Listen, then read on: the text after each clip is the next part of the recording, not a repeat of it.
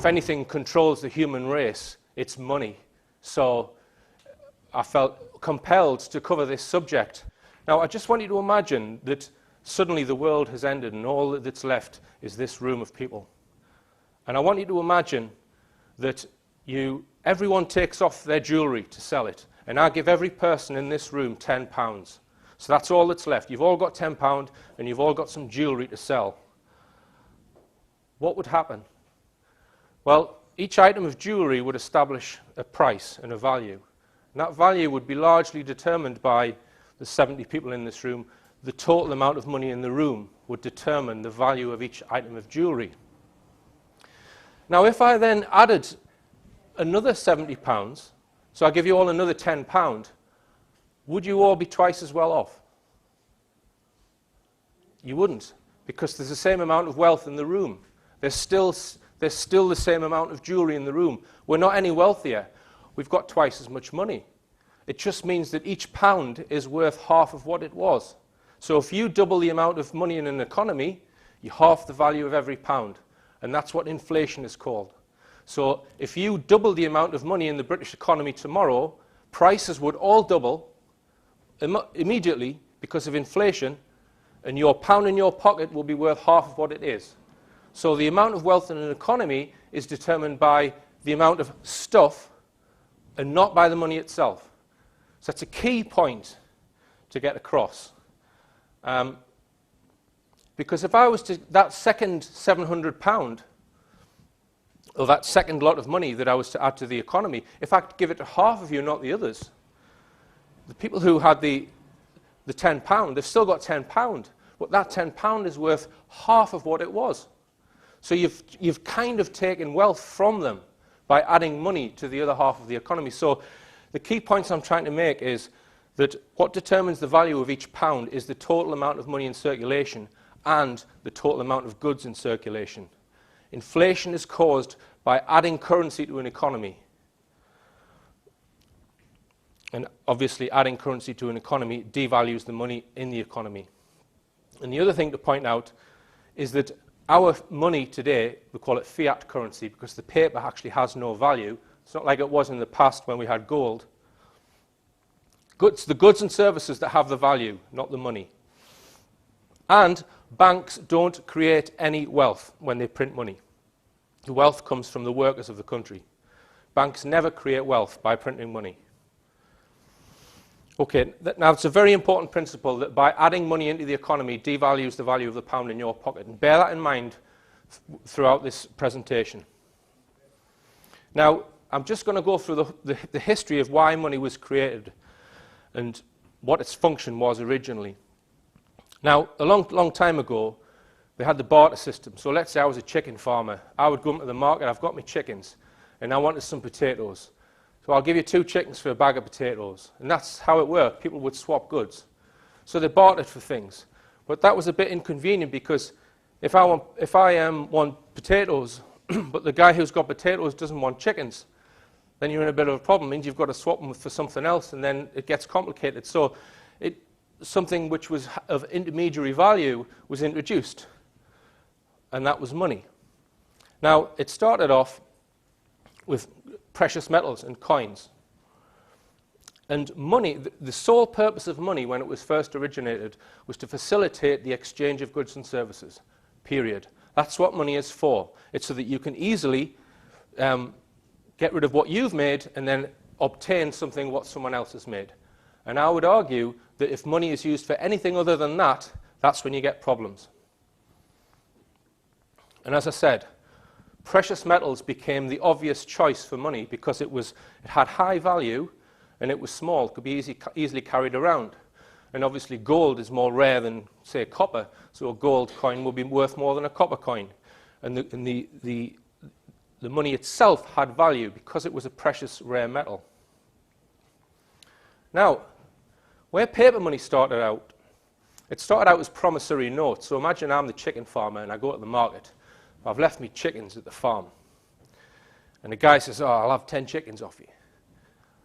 Well, why don't I just write on a piece of paper, I promise to pay the bearer of this piece of paper 10 chickens if you come to the farm, rather than me cart them to you in a truck. So I give them that piece of paper. So that's what a promissory note is. Now, the guy might think, oh, I don't need these chickens. So he then sells that promissory note to someone else. Then he sells it to someone else. So the chickens have changed hands 5 times, but the chickens have never left the farm. Okay? Now that's fine, that system works. But you can see the flaw, the temptation, is the chicken farmer writes a few too many promissory notes. And what's going to happen then? Let's say he's got 100 chickens and he writes £200 chickens worth of promissory notes. And they all come to collect their chickens at the same time. He's going to be in deep shit. So you would then have to devalue the chicken promissory note. So he would be very unpopular then. So this is the flaw in a promissory note system, but in principle there's nothing wrong with it. Now in the 1600s, the promissory note system and the coin system, they came together with the advent of goldsmiths. Now goldsmiths, what they did was they worked with gold, they cast gold. Because they worked with these precious metals, they had the best safes in the world to keep that money in. Here's an example of one here, 16th century safe. So people who had a lot of gold and a lot of precious coins, they would say to the goldsmiths, can you keep my money in your safe because it'll be better for me, you know, I don't want to get burgled. Now, so the goldsmiths started getting more and more people's money, not their money, other people's money. And then one day, one goldsmith said, oh, well, I can lend out this money. It's not my money, but that doesn't matter. So they started lending out the gold to other people. Okay? So what have you done when you do that? If you lend one gold coin out, you've effectively added money into the economy, which devalues everyone else's money. But not only that, these goldsmiths, they started lending out the gold more than once. How did they do that? They give promissory notes. So when someone came to borrow some gold, they would say, well, will you just take this promissory note? And then they would write another promissory note to someone else for the same piece of gold. So they're increasing the amount of money in the economy through promissory notes. And typically, they would lend out 4 to 5 times more than what they had in the safe. And as long as the goldsmiths didn't get too greedy and everyone didn't come at once to collect their gold, it would work.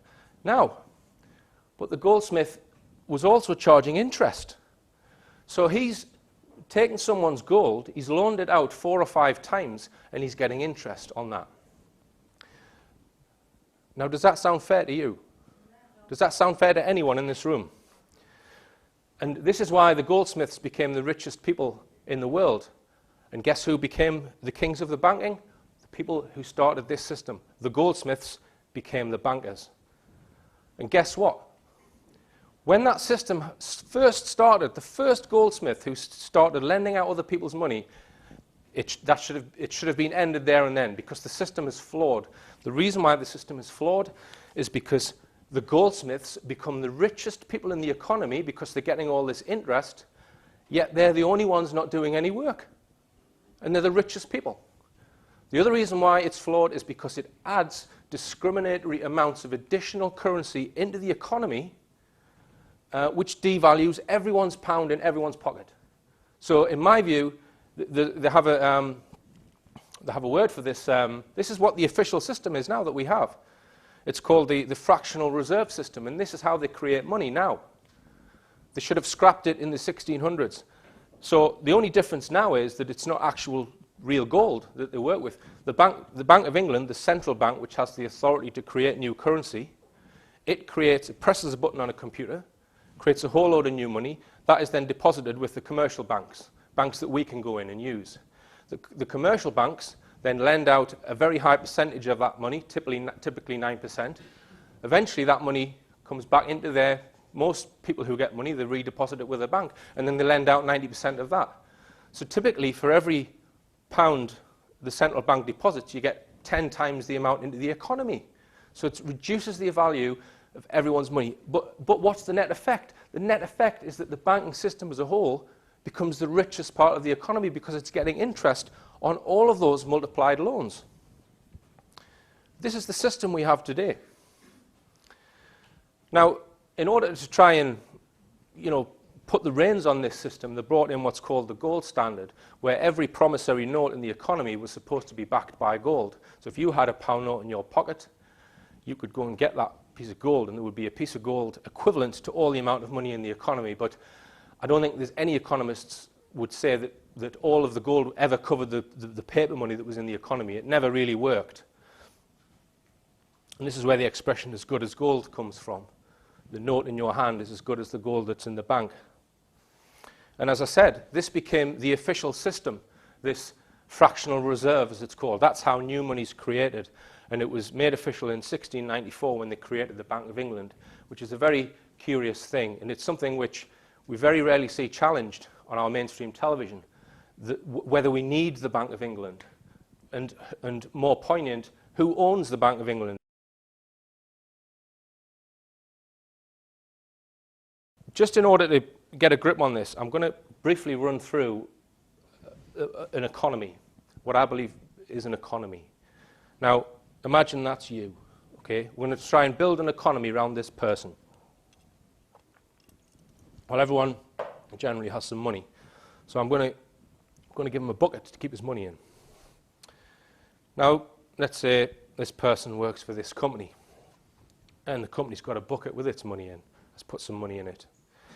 So every week or every month, this company empties some money from its bucket into your bucket, so you get paid. So then what happens? Well, you probably spend some of that money on things that you need to live. So the money goes from your bucket back into industry's bucket, the private sector, retailers, people who make things. But of course, we've got governments, local authority and central government, and probably, I would estimate, around about half of everyone's money who pays taxes ends up back in the government's coffers. So there's the government's bucket, the money goes round to the government. And of course, companies have to pay taxes as well, so money goes out of the private sector's bucket into the government's bucket. What about people who work in the public sector? Well, they have money too. Hospitals, doctors, nurses, firemen, policemen, people who work in the public sector, they get paid by the government. But of course, they have to pay taxes as well. So the money goes round and round and round. Now, the system I've drawn there doesn't have a bank in it. What is a bank for? In my opinion, a bank, because we've got money flowing around that system all the time. It goes into your bucket and into someone else's bucket. It's being transferred. It's like an engine with oil in it. That's what money is. Now, a bank, in my opinion, should be, if there's a blockage, if there's some money, if money dries up in one part of that system, you would need to feed money in where there's a shortage. It's like a reservoir which its level changes. That's, in my mind, that's what the function of a bank is. So money comes out of the bank and it goes into private industry and it goes into individuals who want to have loans to buy houses or to buy cars. But of course we know that eventually that money has to be paid back. Now, who's creating the wealth in this system? Is it the bank? It's not the bank. Is it the government? It's not. It's the people who do the work. People who work in the public and private sectors. Equally as important. Now, so we've got this system where money's going round and round and round. Now, in that system, you'll notice one thing I haven't mentioned yet is interest. I'm not considering interest at this point. I'm saying that the bank is there to account for shortfalls in the flows when we get blockages. Okay? Now, just consider for one moment, we've got that system, it's working nicely. Just consider interest. So the bank then starts charging interest. So every piece of money that flows out, it wants extra money back in addition to the amount that it loaned out. Now, there's a word for this. It's called usury. And usury is actually illegal in some religions. In Islamic religion, they think that borrowing money for interest is fundamentally wrong and flawed. Now, when we consider interest in our society, it is accepted as necessary as breathing the air. And this is something we've got to get out of, because in my opinion, it's the fractional reserve system and interest which creates the boom-bust economy. All right? So just think about that. Question interest. No one ever questions interest on the BBC News, the fact that we could do away with it. And I'll explain how I think we could do away with it. The famous artist Francis Bacon once said, "Usury dulls and damps all industries, improvements and new inventions, wherein money would be stirring if it were not for this slug." And that's what interest is. It's a slug. It's a leech on society because it's not actually adding any wealth into the economy. Now, if the bank starts charging interest, so every piece of money which flows out flows back with extra money, is that sustainable? Because what's going to happen is eventually all of the money is going to end up in the bank. And there's going to be none in the economy. And this is why in our current economic system, money has to be continually added in. I'll come on to how money gets added into the economy later, but money is continually added into the economy. And this is because we have this leech on the side. Now, and as I said before, adding that money into the economy, what does it do? It devalues the very pound in your pocket. As soon as you add in £1 of money into an economy, it devalues the pound that you've got. This is why we have inflation. This is why in almost all economies we have inflation, because there's extra money being put in. Now, if the banks didn't charge interest, you could easily control inflation. So just hypothetically, we've done away with interest. A government can either add in or take money out of the economy quite easily. How it can add money, it can just print it and use that money to pay its public sector. It can take money out of the economy by taxing more. So the government can control how much money is in that economy. And by doing that, could control inflation easily, keep inflation at zero. And you wouldn't need to put your money in the bank because you wouldn't have. The reason why people put the money in the bank is because it gets devalued because of inflation and they need to earn interest. You wouldn't need to put your money in a bank. How can we have banks without interest? It's very simple. All you do is move the system of banking into the public sector, because that's what banks are. They're providing a public service. So banks basically become nationalized. And I'm not talking about being a communist or even a socialist, because this is still a free market economy where the engine is the private sector creating wealth. You just get rid of all of these bankers who are incredibly rich, and you make the public sector basically administer all loans. Now, but it's not as simple as that, because where does new money come from? In the diagram I've drawn here, I've said that the government can just create it. Well, that's not quite true, and this is part of the problem.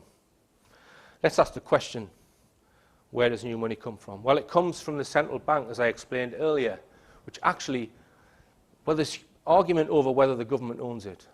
A lot of people think it's owned by private shareholders, but it's created under a royal charter, which means it doesn't have to declare its shareholders.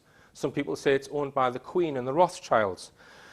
Now, as I mentioned before, this fractional reserve system, the central bank, the Bank of England, deposits money in the banks, and they then multiply that money up and charge interest.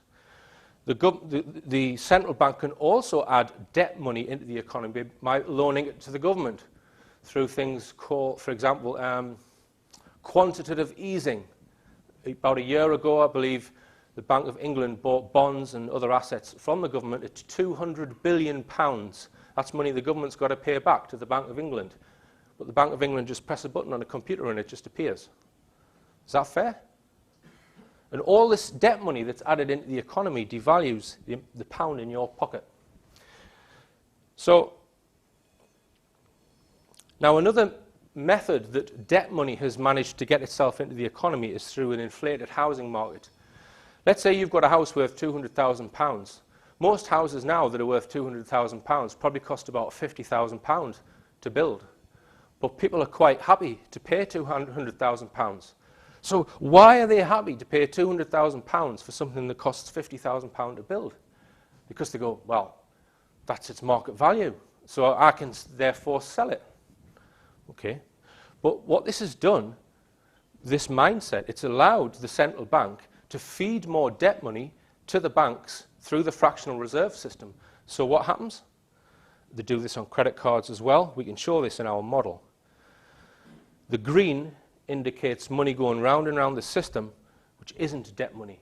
Over time, 10, 20 years, more and more of the economy's money is actually debt money.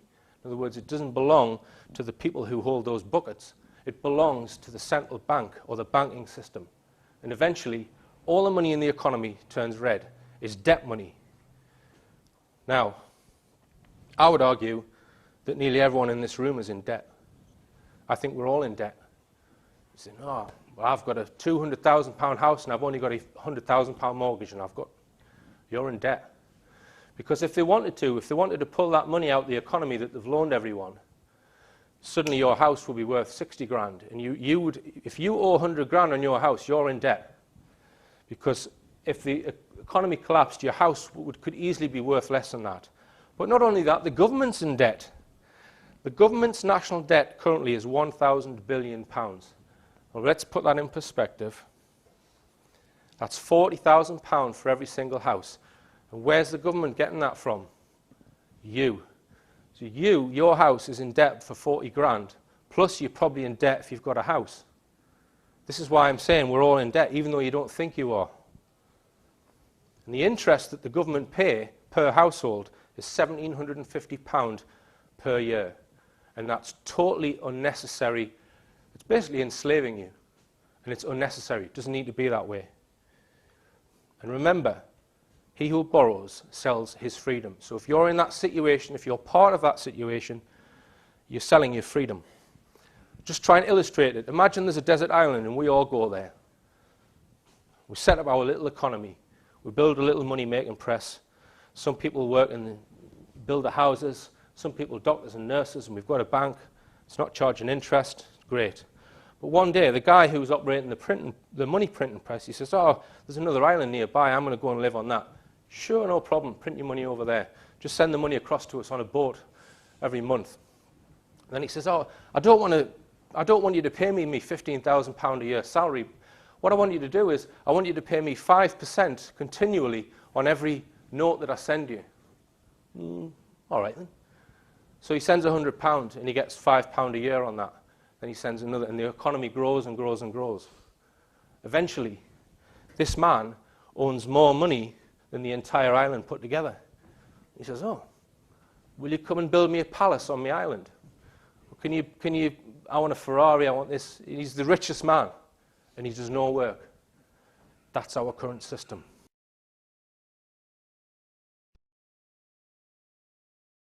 Now, there is an alternative to this. It's called the full reserve banking system, which is where you put money in a bank, it can't be loaned out. Borrowing has to be organized in a different way.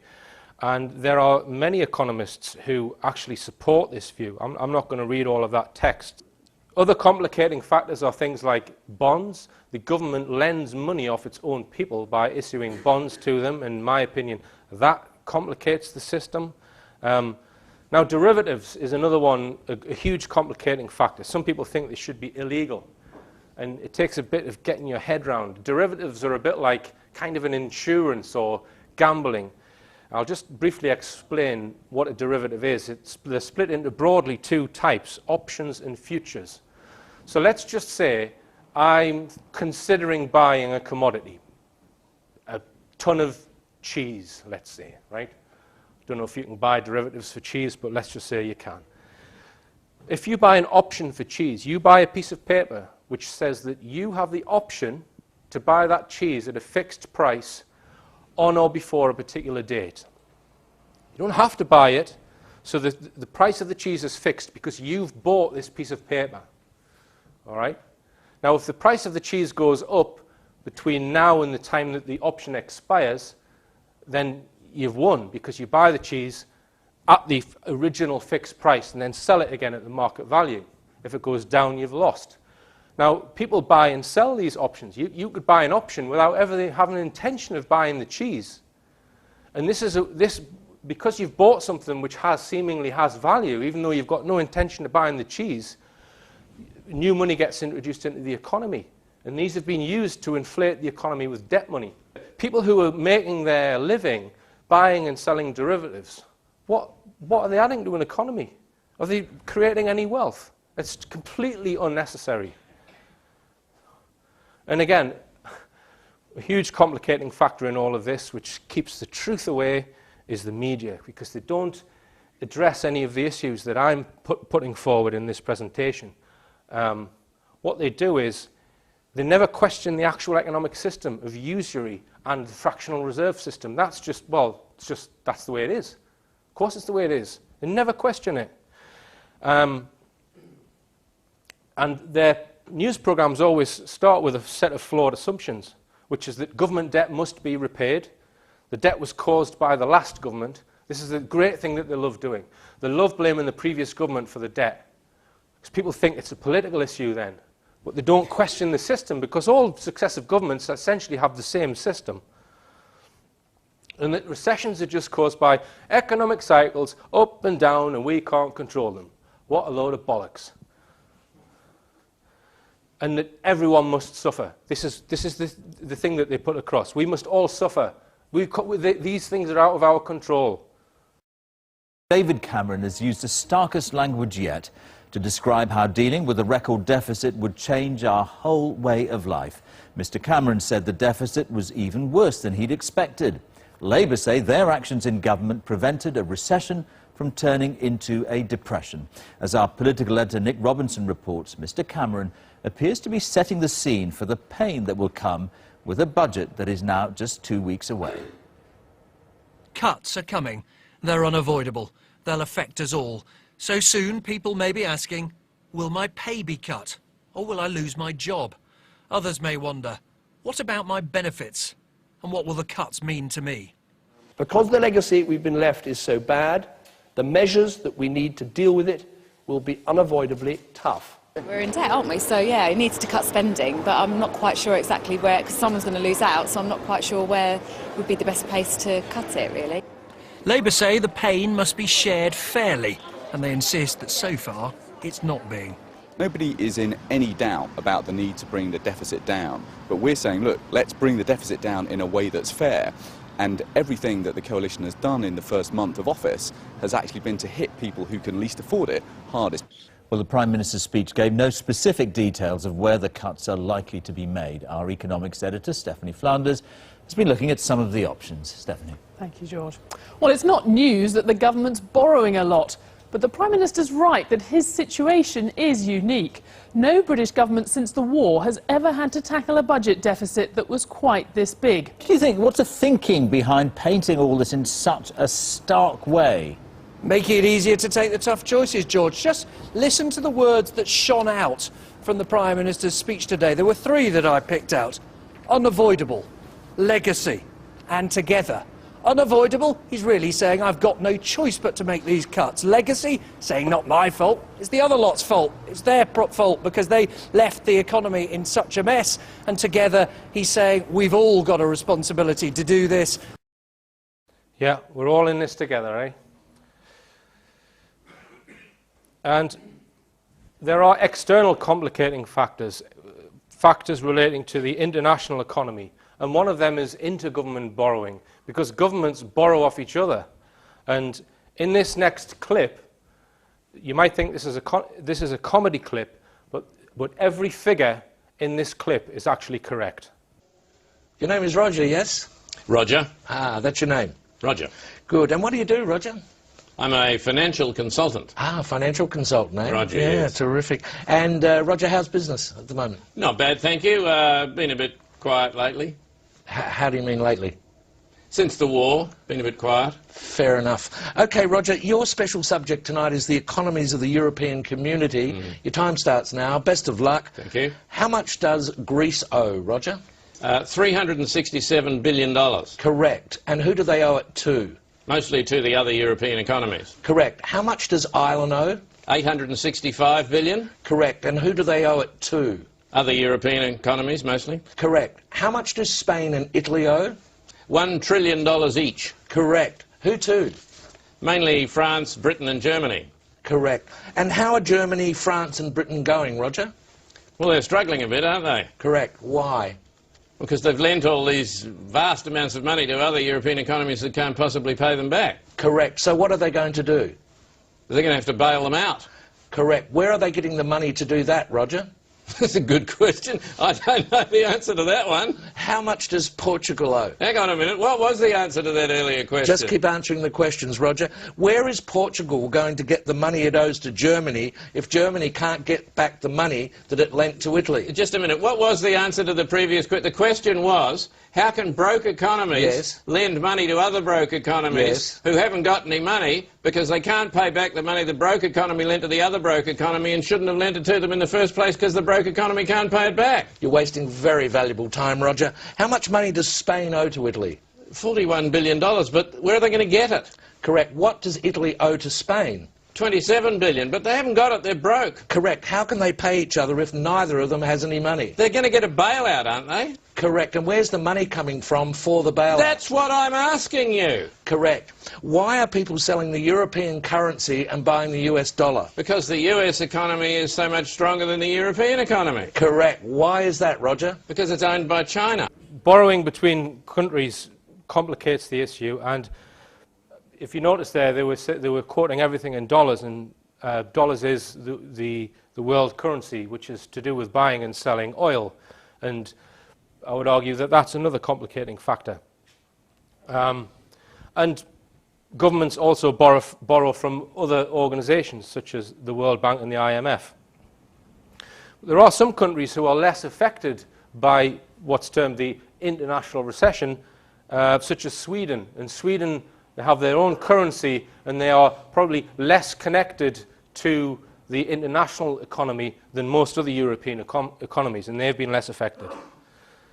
So how could the system be changed? Well, there is something which has been around for a long time called the mathematically perfected economy, and I suppose this is essentially what I've been describing. Now, one thing that they use in the mainstream, I call it the phony bone of contention in order to spin their lies. And I've actually come up with a couple of definitions for the phony bone of contention. Controversy and discussion over two seemingly opposing viewpoints is encouraged in order to divert attention away from a third viewpoint which is being concealed. Okay, and I'm going to give an example of this. One program which makes very good use of the phony bone of contention is Question Time, or questionable time, with the completely disgusting David Dimbleby. He's not there chairing an open and honest debate. He is there to make sure that the phony issues are stayed on. He's there to make sure that the real answers are not discussed. So I've got an example here of a question from Question Time. So let's just have a look at this question.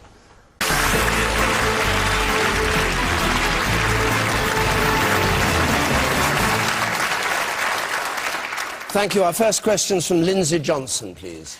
Should we applaud the Chancellor for his steadfastness, or should we decry him for his stubbornness? Good question. Is it? Let's just have a look at it. Should we applaud the Chancellor for his steadfastness, or should we decry him for his stubbornness? Now, that question's been flowered up a little bit, but I'm going to explain exactly what the questioner means. By steadfastness, they mean austerity measures, because the Chancellor is supposedly introducing austerity, so he's increasing taxes and he's cutting back on government spending. So that's what they mean by steadfastness, austerity measures.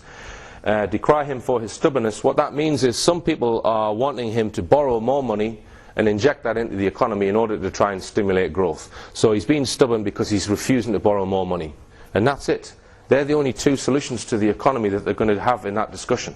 They're going to have austerity measures or more borrowing. Which do you want? Which do you want to choose? You can have austerity measures or borrowing, and that's your lot. You can't have any more debate about other solutions to the economic problems. What should the questioner have asked if this was a proper debate? How about, what does the panel think could be done to address the current financial situation? The original question limits the debate to two possible alternatives, neither of which provide a real solution to the problem. Austerity measures bleed you dry. More borrowing just gets you further into debt. Neither of those are solutions to the economic problems, in my opinion.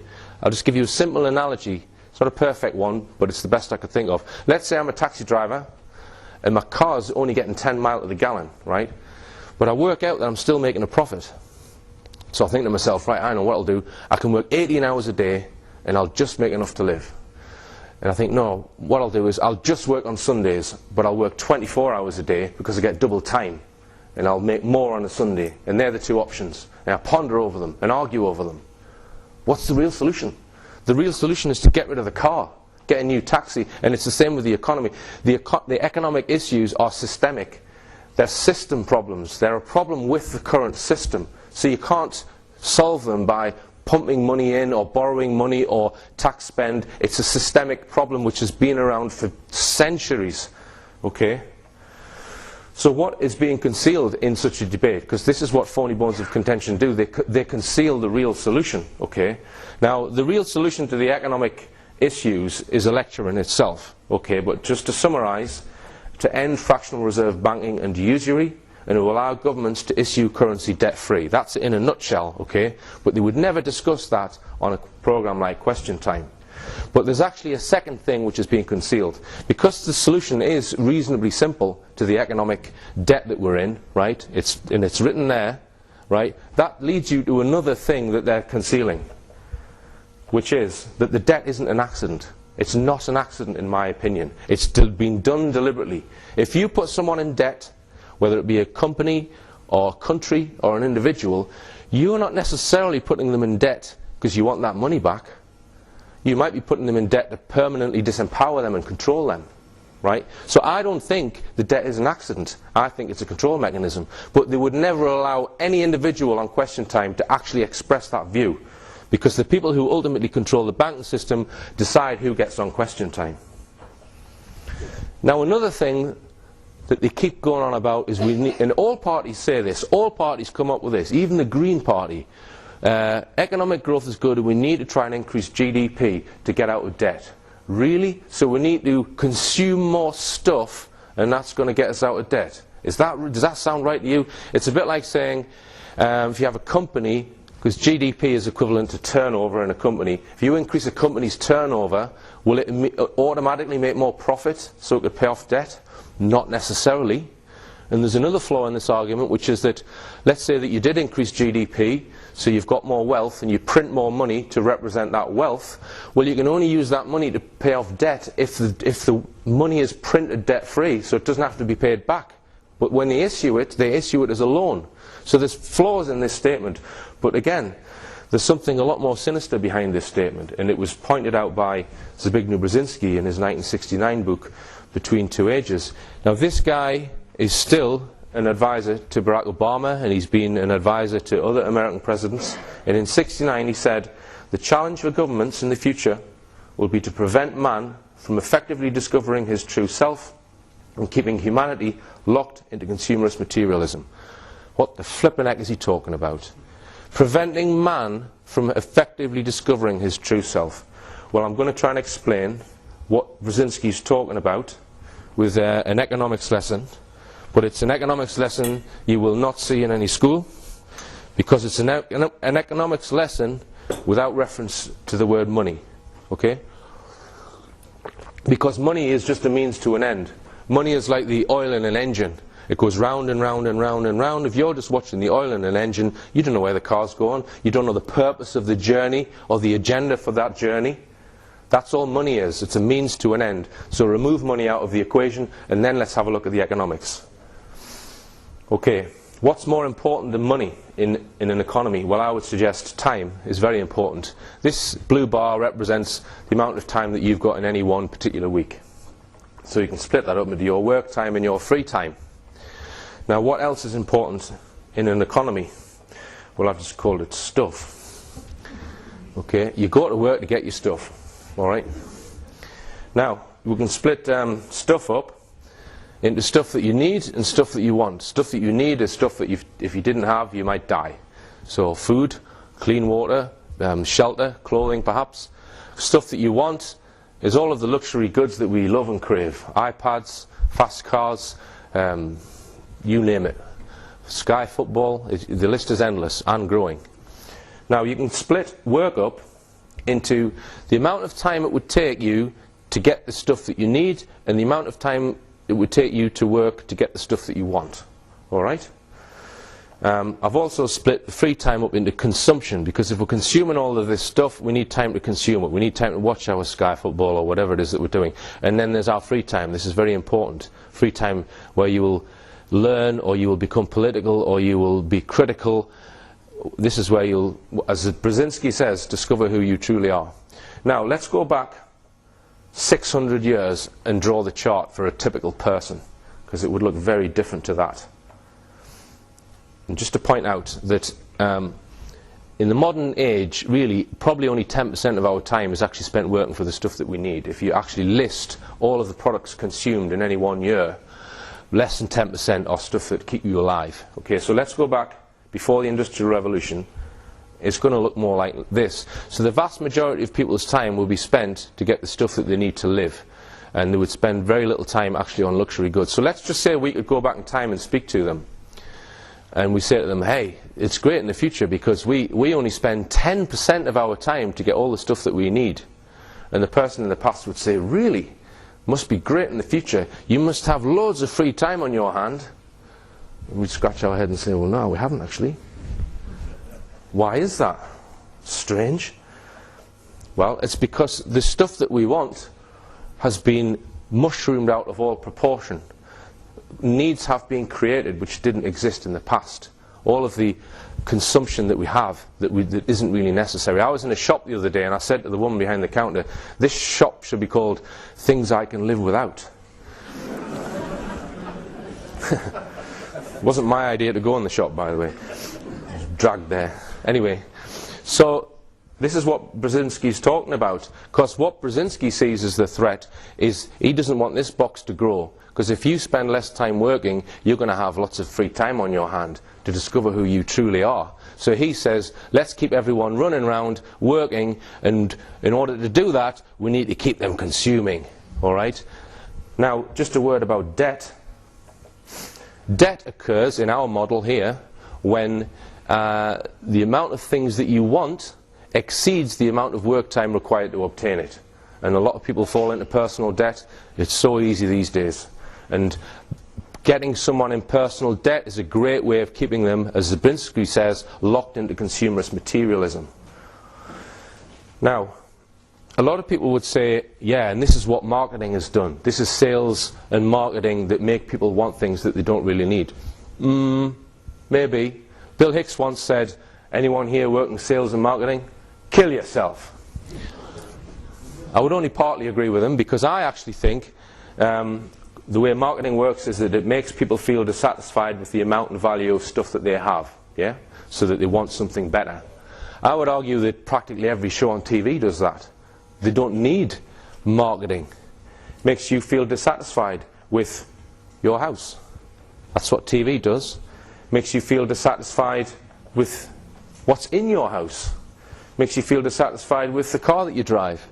Makes you feel dissatisfied with the food that you eat. Makes you feel dissatisfied that you're not a pop star. Makes you feel dissatisfied you're not an executive. Makes you feel dissatisfied you're not an entrepreneur. How many programs on TV actually work on making you feel content with what you can realistically achieve and celebrating that? I can't think of any. They all psychologically make you want more. And this is what Zbigniew Brzezinski was talking about. So, the statement that all political parties come out with, economic growth is good and we should all try and increase GDP, really? Really? If you want to permanently enslave yourself purely for the purposes of unbridled consumption, then that statement is true. But I don't want to do that because I want some free time to discover who I truly am. Now, you might be sitting there a bit smug saying, well, he's not talking about me here because I haven't got any debt. I live well within my means. Well, they've thought about people like you. Because there are 30 million taxpayers in the UK. And the current debt, took me a while to get these notes right, the current government debt is 1.4 trillion. Now that's a bit of a misnomer, government debt. What that is taxpayer debt. Because the government's going to get it from taxpayers. UK taxpayer debt is 1.4 trillion. So if you divide 30 million into 1.4 trillion, you get just under £47,000 each. Right? So that's debt. That's your debt that the government's holding on your behalf. Right? So if you haven't got that much spare, then you're in debt as well. And remember, it's not an accident. In my opinion, it's not an accident. It's a control mechanism. So why are they doing this? Why are they pushing national governments? And all national governments seem to have debt.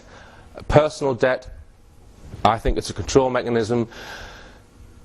I don't like to try and predict what they're trying to do because they don't invite me to their tea parties, right? These people who orchestrate this. But I'm pretty certain that it is orchestrated, it's deliberate. We might see whole countries going bankrupt so that they can then be taken into a more central political structure, the New World Order that people talk about. That's perhaps what's going on here. But as I say, you won't see someone on Question Time actually make the statement that it's all deliberate. It's not accidental economic cycles that create the debt. I don't buy that for 1 second. How could the system be changed? Remove central banks, allow the government to create the currency itself at no debt with no interest. Get rid of usury altogether, control inflation by controlling the amount of money in the economy. And I'm just going to finish with the statement that I started with, that he who borrows sells his freedom. Thanks for listening.